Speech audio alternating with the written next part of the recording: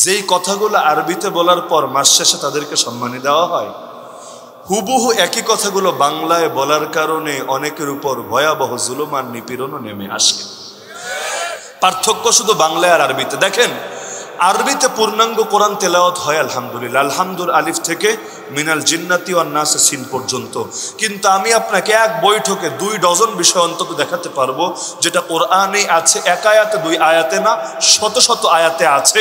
যুগের পর যুগ, যুগের পর যুগ কোরআনের মাহফিলগুলোতেও সেগুলো নিয়ে উল্লেখযোগ্য আলোচনা হয় না। একেবারেই হয় না আমি বলছি না, উল্লেখযোগ্য খুব বেশি পরিমাণে আলোচনা হয় না। বলবেন আরবিতে হইলে বাংলায় হয় না কেন? সহজ জবাব আছে। যেই কথা বাংলা বয়ানে বললে, ওই যে জুম্মার দিন বাংলা বয়ান হয় না নাকি হয় না শেরপুরে, বাংলা বয়ানে যেই কথা বললে ইমাম সাহেব জুম্মার পরে আর আসরের নামাজ পড়াইতে পারবো না, জুম্মার পরে গাট্টি বস্তা নিয়ে বিদায় করে দেওয়া হবে। এর চাইতেও ডেঞ্জারাস কথা যদি আরবি খুদ্ায় বলে, বুঝছেন নি কথা? যে বাংলায় ধুইলে সার্ফ এক্সেল দিয়ে ধুইতো, আরবিতে ব্লিচিং পাউডার দিয়ে ধুয়ে দিচ্ছে। চাকরি তো যাবেই না। উল্টো বলবে, আরে জানো নি আমগো এলাকায় এমন একটা ইমাম সাহেব আছে সেই রকম আরবি বলতে পারে। আরে খুতবার বই দেখে খুতবা পড়া লাগে না, অনর্গল সাবলীল ভাষায় আরবি বক্তৃতা দিতে পারে, লোকে কিন্তু গর্ব করবে। হ্যাঁ, আরবি খুতবা বাঙালি কিছুই বুঝে না তা না, একটা লাইন মাশাআল্লাহ খুব ভালো বুঝে। বললেন জানেননি, ফাজকুরুনি আযকুরকুম ওয়াশকুরুলি ওয়ালা তাকফুর। আরে আর কিছু বলা লাগে না, দাঁড়াই কাতার সোজা করি, কিচ্ছু বলা লাগে না। ফাজকুরুনি খতিব সাহেব শুরু করলেই হলো। সঙ্গে সঙ্গে যেগুলো এমনি বসাতো বসাই, যারা বৈশা বয়লার মুরগির মতো ঝিমাচ্ছিল তারাও লাফ মেরে দাঁড়িয়ে যায়, বলা লাগে না। আরে তারা ভাবে এখনো আর বসে থাকার সময় নাই, আমাদেরকে দাঁড়াতে হবেই হবে, এখন না দাঁড়ালে আর কোনো উপায় নাই। এই একটা বাক্য বোঝে, এর আগে কি বললো না বললো কিছু তো বোঝে না। তো এখন এখানে আরবিতে বলেন গিয়া কোনো ব্যাপার না, বাংলায় বললে আর সহ্য হয় না। বাস্তব না অবাস্তব? এই যে কওমি মাদ্রাসা বাংলাদেশে যে কয়টা আছে না, শেরপুরে আছে তো নাকি কওমি মাদ্রাসা নাকি নাই? আছে, বহুত আছে। যে কোনো মাদ্রাসায়, যেটা দাওরায়ে হাদিস পর্যন্ত মাদ্রাসা গিয়ে খোঁজ নিয়ে আনতো যে কওমি মাদ্রাসায় রাজনীতি নিয়ে পড়ালেখা আছে নাকি নাই? নাই? অবশ্যই আছে। ফিকহের কিতাব মানে কি? মাসালা মাসাইলের কিতাব। মাসালা শুরু হয় কি দিয়ে? পবিত্রতার অধ্যায় দিয়ে শুরু হবে। ইসলামে যা আছে সব বিষয়ের মাসালা অল্প করে হোক বেশি করে হোক পড়াতে হবে। যদি সব না পড়ায় মৌলবি হবে না। সহিহ বুখারীতে সব বিষয়ের হাদিস নাই, তরজমায়ে কোরআন তাফসিরে কোরআনে সব বিষয়ের আয়াত নাই, আছে। তাহলে ইসলামে যদি সব থাকে তাহলে মাদ্রাসায় রাজনৈতিক পড়া আছে নাকি নাই? অর্থনৈতিক পড়া আছে নাকি নাই? বিচার আচার আছে নাকি নাই? মাদ্রাসার হুজুরে নিয়ে বসায় দেন বিচার করতে, কোরআন হাদিসের আলোকে বিচার করতে পারবে নাকি পারবে না? অবশ্যই পারবে, বরং তারাই পারবে, অন্য কেউ হয়তো এতটা নিখুঁতভাবে পারবে না। তো সব আলাপ পড়ানো হচ্ছে আরবিতে, ব্যাপার না। একই কথাগুলো বাংলায় বললে অনেক ক্ষেত্রে বলতে দেওয়া হয় না। হুজুর আসমানের উপরেরটা বলেন, হুজুর মাটির নিচেরটা বলেন, তো মাঝখানেরটা বলবে কি? উপরেরটা আর নিচেরটা আল্লাহর লাইগা রাখবেন, তো মাঝখানেরটা কারে দিবেন? শয়তান রে, ইবলিস রে। তো এখন আমি বলছিলাম যে দুনিয়ার মানুষ 2 ভাগে বিভক্ত, এক ভাগের নাম জ্ঞানী আর এক ভাগের নাম মূর্খ। জ্ঞানীরা নবীর ওয়ারিস, আর নবী কার প্রতিনিধি? বলে না কার প্রতিনিধি? তাহলে এই চেইন থেকে কি বুঝলেন? এই জমিন হল আল্লাহর, আল্লাহর জমিন, আল্লাহর বিধান কার্যকর হবে। আল্লাহর বিধানকে এটা সর্বপ্রথম নবী জানবে, নবীর চাইতে ভালো কেউ জানবে না, জানা সম্ভব না। এরপর যুগে যুগে নবীর ওয়ারিস যারা হবে, সমাজের হাল তাদেরকে ধরতে হবে, তারাই সমাজের কর্ণধার হবে, তাদের হাতেই সমাজের নেতৃত্ব থাকবে। এতে করে সমাজ চলবে আল্লাহ তাআলার বিধান অনুসারে, না হলে সমাজে শিরিক, কুফর, বেদাত, জাহেলিয়াত রন্ধে রন্ধে ঢুকে যাবে। এর পক্ষে হাজারো দলিল দেওয়া সম্ভব।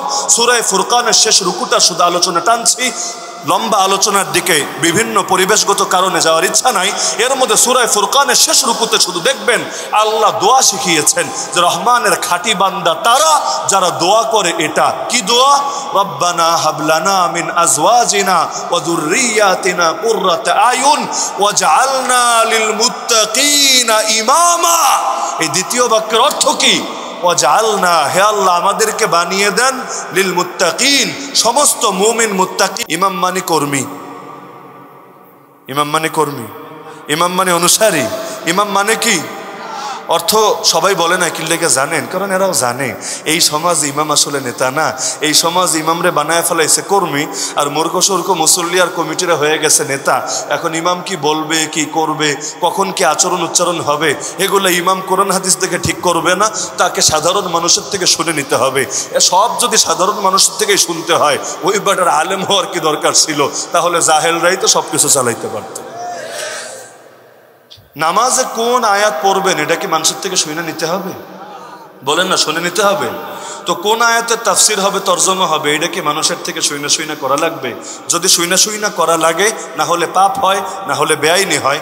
সব নবীদেরকে বেআইনি বলতে হবে, কারণ সব নবীর মুখেই তার সমাজের লোকেরা তালা মারতে চেয়েছিল, তাদের মুখের উপর নিষেধাজ্ঞা জারি করেছিল, তারা যেই কথাগুলো বলেছিল এগুলো তাদের স্বার্থকে ক্ষুণ্ণ করেছিল।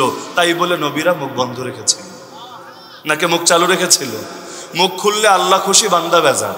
আমার নবীর জামানায় বেশিরভাগ লোক কিন্তু নবীর পক্ষে ছিল না, বিপক্ষে ছিল।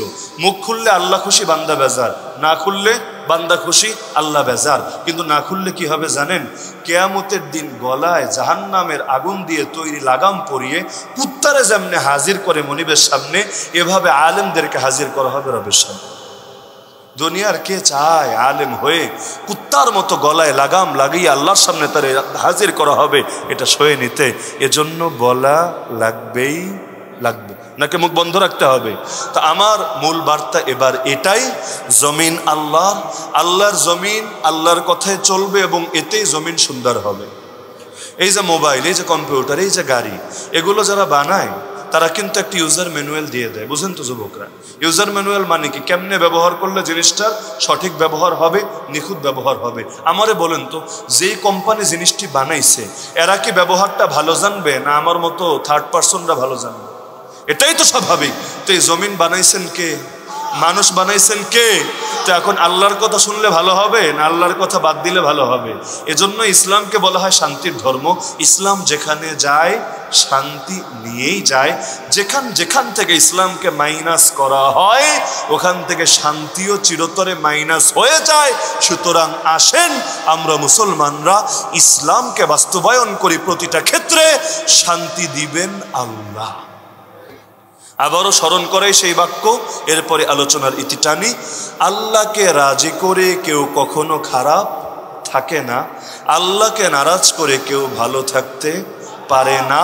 রাজি করতে হবে, আল্লাহর সন্তুষ্টি নিয়ে বাঁচতে হবে, আল্লাহর সন্তুষ্টি নিয়ে মরতে হবে। তাহলে মরেও বিজয়ের হাসি হাসা যাবে। ফুস্তু ওয়ারাব্বিল কাবা বলে বলে শেষ নিঃশ্বাস ত্যাগ করা যাবে। আল্লাহ তাআলা আমাদের সবাইকে কবুল করুন।